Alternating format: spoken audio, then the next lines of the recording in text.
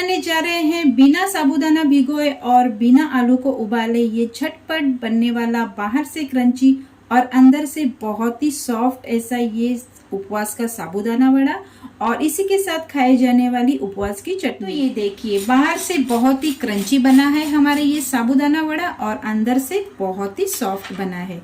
तो इसे हम तोड़ के देखते हैं। ये देखिए, अंदर से बहुत ही सॉफ्ट और बाहर से बहुत ही क्रंची। तो चलिए फिर देख लेते हैं बहुत ही टेस्टी लाजवाब ऐसा उपवास का साबूदाना वड़ा और उपवास की चटनी हमने कैसे बनाई है। हेलो एवरीवन, मैं पल्लवी कुक चैनल में आप सभी का तहे दिल से स्वागत है। तो ये क्रिस्पी साबूदाना वड़ा बनाने के लिए हमने यहाँ पर 1 कप साबूदाना लिया है और इसे हमें ड्राई रोस्ट कर लेना है लगभग 2 मिनट तक। तो इसे हमें पैन में डाल देना है। तो साबूदाना को चलाते हुए हम 2 मिनट तक ड्राई रोस्ट कर लेते हैं।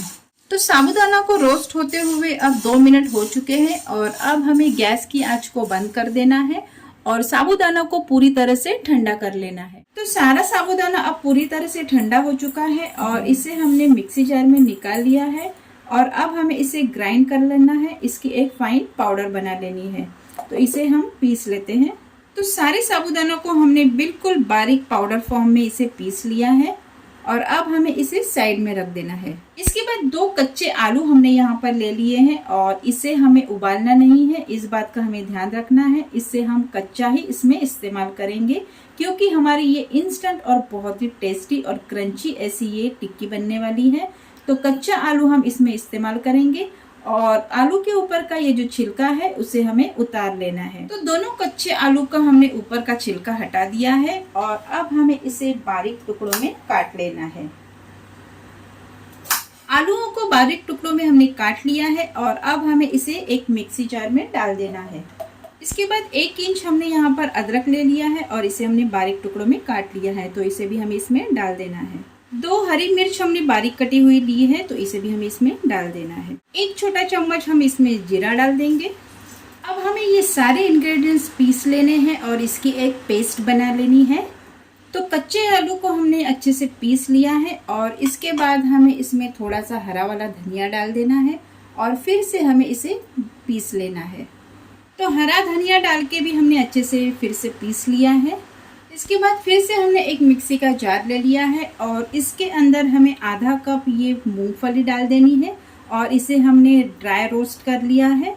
तो ये आधा कप मूंगफली हमें इसमें डाल के बारीक दरदरा पीस लेना है। तो मूंगफली को हमने अच्छे से दरदरा पीस लिया है और यहाँ पर मैंने मूंगफली को छिलके के साथ ही पीस लिया है क्योंकि मैं हमेशा ऐसे ही इस्तेमाल करती हूँ। अगर आप चाहे तो इसके ऊपर का छिलका निकाल के भी इसे दरदरा पीस के इस्तेमाल कर सकते हैं। इसके बाद साबूदाना वड़ा का हम बैटर तैयार करेंगे और इसके लिए हमने एक बड़ा सा बाउल ले लिया है और इसके अंदर हमने जो सारे इंग्रेडिएंट्स तैयार करके रखे हैं उसे हमें एक एक करके डालते जाना है। सबसे पहले हमने साबूदाना को ड्राई रोस्ट करके इसका जो पाउडर बना लिया था तो इसे हमें इसके अंदर डाल देना है।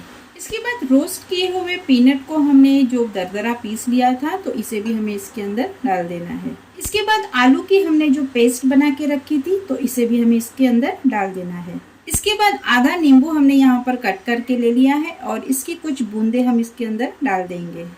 आखिर में हमने यहाँ पर सेंधा नमक लिया है, उपवास का नमक, तो इसे भी हमें स्वादानुसार इसमें डाल देना है। अब हमें सारे इंग्रेडिएंट्स अच्छे से मिक्स कर लेने हैं। तो सारे इंग्रेडिएंट्स मिक्स कर लेने के बाद इसे हाथों से चेक कर ले कि ये अच्छे से टिक्की के लिए बाइंड हो रहा है या नहीं। अगर आपको ये थोड़ा सा ड्राई लगे तो इसमें हम बिल्कुल 1 से 2 चम्मच पानी डाल देंगे और इसे फिर से मिक्स कर लेंगे ताकि ये जो टिक्की का बैटर है वो अच्छे से बाइंड हो जाए। तो साबूदाना टिक्की का मिश्रण अब पूरी तरह से तैयार है और अब हमें इसे साइड में रख देना है और थोड़ी देर इसे रेस्ट करने के लिए छोड़ देते हैं। और जब तक ये रेस्ट हो रहा है तब तक हम इसके साथ खाई जाने वाली उपवास की चटनी बना लेते हैं। तो उपवास की चटनी बनाने के लिए हमने यहाँ पर फिर से एक मिक्सी का जार ले लिया है और इसके अंदर हम हरा धनिया डाल देंगे। तो यहाँ पर हमने थोड़ा सा हरा वाला धनिया ले लिया है। इसके बाद छोटा सा अदरक का टुकड़ा हमने यहाँ पर ले लिया है तो इसे भी हम इसमें डाल देंगे। 1 हरी मिर्च हम इसमें डाल देंगे। तीखा आप अपने टेस्ट के हिसाब से कम ज्यादा कर सकते हैं। कुछ बूंदे हम नींबू के रस की इसमें निचोड़ देंगे। 1 छोटा चम्मच हम इसमें जीरा डाल देंगे और सबसे आखिर में हमें नमक डाल देना है स्वादानुसार। और चटनी को पीसने के लिए हम फ्रिज के ठंडे पानी का इस्तेमाल करेंगे ताकि हमारे चटनी का जो रंग है हरा वाला वो बरकरार रहे। तो सारे इंग्रेडिएंट्स डाल देने के बाद अब हमें चटनी को अच्छे से बारीक पीस लेना है। तो चटनी की हमने बिल्कुल फाइन ऐसी पेस्ट बना ली है और ये देखिए बहुत ही प्यारा सा कलर आया है ये चटनी में। तो चटनी को पीस लेने के बाद हमने ये जो बैटर साबूदाना टिक्की का साइड में रखा था, तो इसे हम फिर से एक बार चेक कर लेते हैं। इसे हम अच्छे से मिक्स कर लेंगे फिर से एक बार, और इसका हम थोड़ा थोड़ा बैटर लेके इसकी टिक्कियाँ बनाएंगे। अगर आपको ये मिश्रण थोड़ा सा ड्राई लग रहा हो तो इसमें थोड़ा सा हम पानी डाल के फिर से अच्छे से मिक्स करके हम इसकी टिक्कियाँ बना सकते हैं। तो इसी तरह से हम सारी टिक्कियाँ बनाकर रेडी कर लेंगे। तो सारी टिक्कियाँ हमने बनाकर अब रेडी कर ली है और अब बारी है इसे फ्राई करने की। तो चलिए फिर हम इसे फ्राई कर लेते हैं। तो साबूदाना वड़ा फ्राई करने के लिए हमने गैस के ऊपर कढ़ाई रख दी है, उसमें तेल हमने डाल दिया है और तेल हमारा बहुत ही अच्छे से अब गर्म हो चुका है। और एक एक साबूदाना वड़ा हम इसमें छोड़ते जाएंगे और गैस की आंच को हमें मीडियम रखना है। सारे साबूदाना वड़ा को हम उलटते पलटते हुए गोल्डन ब्राउन होने तक फ्राई कर लेंगे।